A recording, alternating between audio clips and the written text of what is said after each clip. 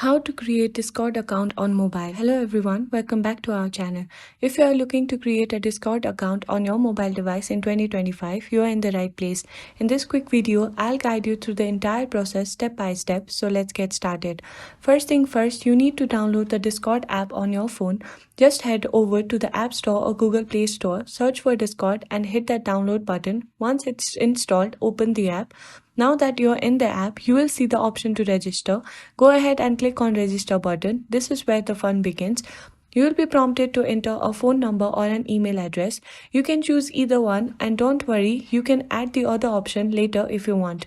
Personally, I'm using an email address, so I'm going up with that. After entering your email, follow the prompts to create a password and fill in any other required information.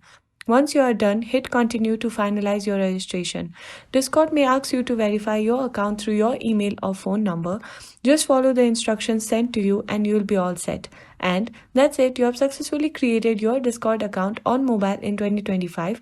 If you found this video helpful, don't forget to give it a thumbs up, subscribe for more tips, and leave a comment below if you have any questions. Thanks for watching, and I'll see you in the next video.